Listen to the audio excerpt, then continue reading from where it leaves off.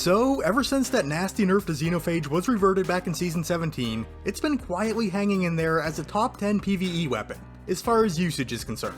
When I checked in on it a few months ago, it was sitting at number 8, and currently it's coming in at number 7 on Destiny Tracker's PvE usage charts. Now, Xeno was always a pretty good weapon, but there was a point where it just became a reliable Oracle Buster in the Vault of Glass raid, or equipped to terrorize the enemy team in Gambit. But I mean, as of late, Xenophage has been getting some real play. There's not a whole lot of chatter about it being one of our older exotics, but I figured it was worth weighing out what this weapon's capable of in the current sandbox, and passing the information along to you. And if you do end up enjoying the video, feel free to drop it a like, and if you would like to catch more of my Destiny 2 content, the subscribe button is there for you to use at your own discretion. Both go a long way in supporting the content and the channel, and your support is always greatly appreciated. But we'll start things out with a quick look at Xenophage's stats and perks.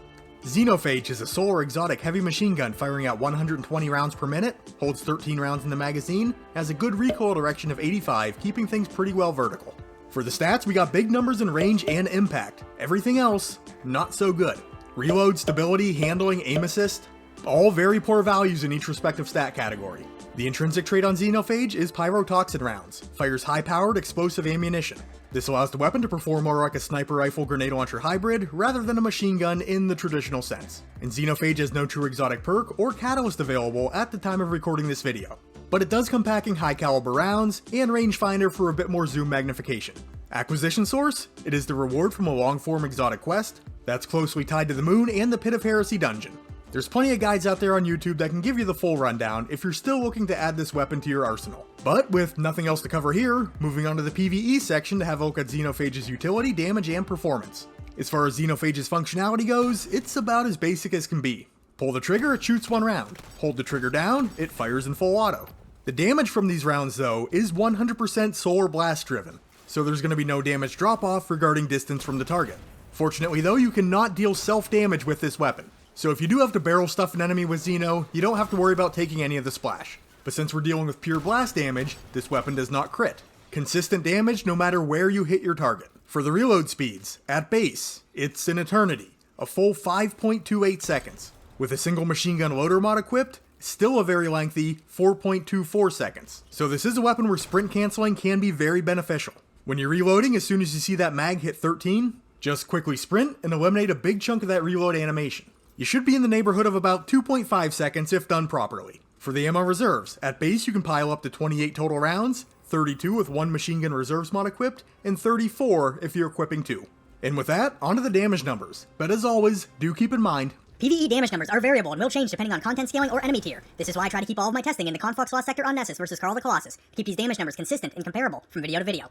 And actually one more note here, I'm going to give you 2 sets of damage numbers in this case. Machine gun damage scaling is a bit different when dealing with a major target like Carl versus a true boss tier target. In the Season 17 machine gun buff, all machine guns saw a 40% damage increase in PvE, except versus boss targets, where they only saw a 20% buff. Xenophage and Grand Overture for that matter were excluded from getting that 20% boss damage increase. So let's have a look. First versus Carl, Xenophage hits for 45,541 points of damage. And remember, blast damage, no crits. In a full 13 round magazine, that's 592,033 points of damage. The time to empty I've clocked in at 6.04 seconds, so single mag damage per second, 98,019.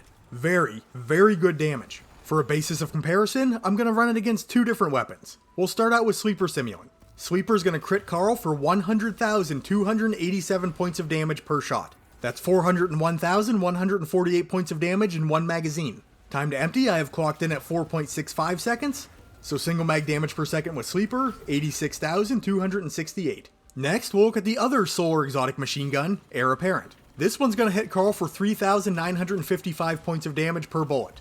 It has a much larger 200 round magazine though, so single mag damage comes in at 799,000. The time to empty is a lengthy 13.29 seconds, but that still gives it a respectable damage per second of 60,120.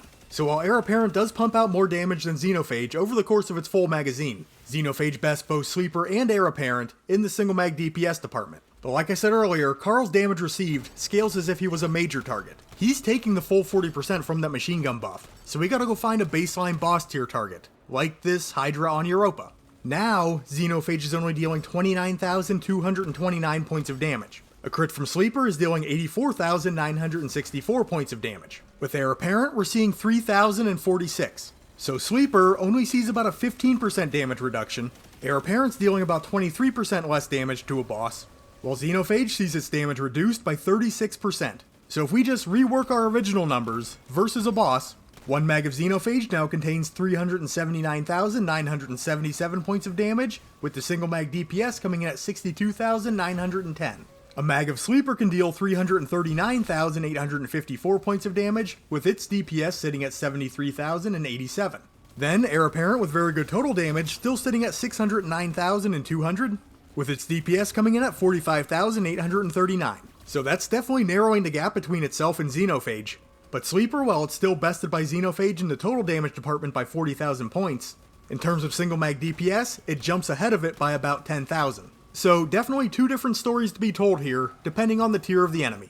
But still, Xenophage's damage is nothing to scoff at. While it might not be the best in every scenario, it is still very strong.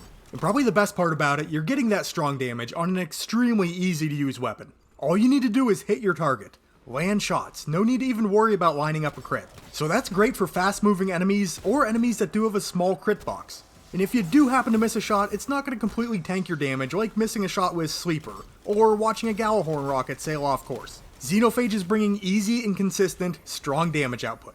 Pair that with a lack of damage fall off, and you can one-shot many enemies from unlimited range. And since we are talking about blast damage here, one shot can strike multiple targets. Now, the blast radius is pretty tight, which we'll measure out in the PvP section, but it can and will happen. Also, high damage, fast fire rate, great for bursting down champions. And Xenophage does pair nicely with the Explosive Wellmaker mod, or Wrath of Rasputin if you're one of the 3 people still using a Warmind Cell build. And for any Gambit players out there, this is still a top shelf weapon for that game mode. Easily 2-shot enemy guardians from any range, you can efficiently knock out envoys, blockers, high value targets, and it does deal respectable damage to the Primeval. And with heavy ammo almost always available, it can be used quite liberally. For the drawbacks, while the damage is good, in terms of boss damage, it's not exactly best in slot.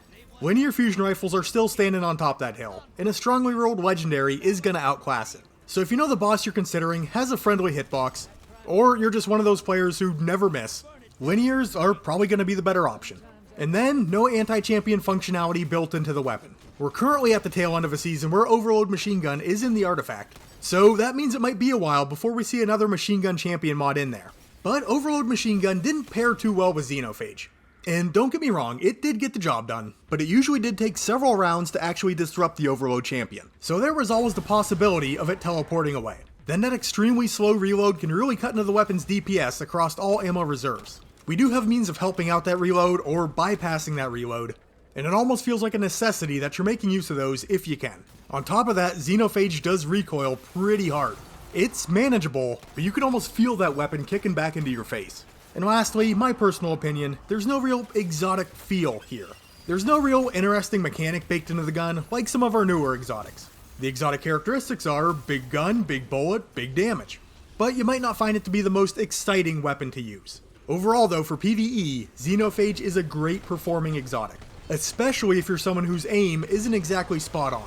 This is a reliable take-it-anywhere weapon that you can lean on. Onto the PvP section, where I'm going to be rather brief. Versus an enemy guardian, Xenophage shots hit for 150 points of damage. So to down an opposing player, it's going to take 2 shots regardless of resilience tier. This puts the optimal time to kill at an even 0.5 seconds. And versus full health guardians, 1-shots aren't a real possibility. You'd need to find a way to boost the damage output by 24% just to down a 0 resilience guardian. You can see here with a 15% empowering buff and an 8% target debuff, we do hit 186 points of damage. And there are ways that you could push that up a little bit more, just not any extremely practical ways that you can reliably bank on. Versus guardians and roaming supers, expect to need to land 3 shots to down your target. And you can outright knock a guardian out of a well of radiance, but expect to need 4 rapidly landed shots to do it. And for the damage fall off, here again, it doesn't exist. Blast damage. If you can hit your target, you will deal full damage from any range. For the blast radius, if enemy guardians are standing shoulder to shoulder, both of them can take full damage. At about 2 meters away, still a pretty good chunk, with Mrs. Ironworker here taking 140 points of damage. But at 3 meters, only 39. A pretty sharp drop off there. And at 4 meters, the blast completely misses. For Xenophage's performance in PvP, there's really nothing wrong with the weapon. You pull 4 rounds when grabbing heavy off the wall, which allows you to reliably down 2 targets. Oftentimes you'll take enemy players off guard because of that unlimited range. The opportunity is there to deal some collateral damage to a secondary target, and provided you can hit them, it does do a good job at putting roaming supers down. You are burning an exotic slot on a weapon with limited uptime though. If you have a preferred primary or special exotic, is it worth taking Xenophage over that? I'd say probably not, but hey, you do you. If you like it, use it. If not, run something different. But like I said earlier, for PvE or Gambit, Xenophage is a very solid option. This really is a weapon that can handle pretty much anything you throw at it. So if you're someone who hasn't picked this gun up yet, I definitely say it's worth the trouble. Or if you're someone who hasn't tried it out since the Season 17 changes, grab it, put a few rounds through it, see what you think. I doubt you'll be disappointed. But hey, if you did enjoy the video, please remember to leave it a like, and consider subscribing to the Ironworker Gaming channel if you'd like to catch more of my Destiny 2 content in the near future. And if you'd like to get a hold of me off-platform, Ironworker814 on Twitter. Follow me over there or send me a DM, they're always open. And if you have anything to add, be sure to drop it down in the comments. I still do my best to read and respond to everyone. But with all that being said, I'd like to thank you for taking the time out of your day to check out this weapon breakdown. You guys are awesome, and I will catch you on the next one.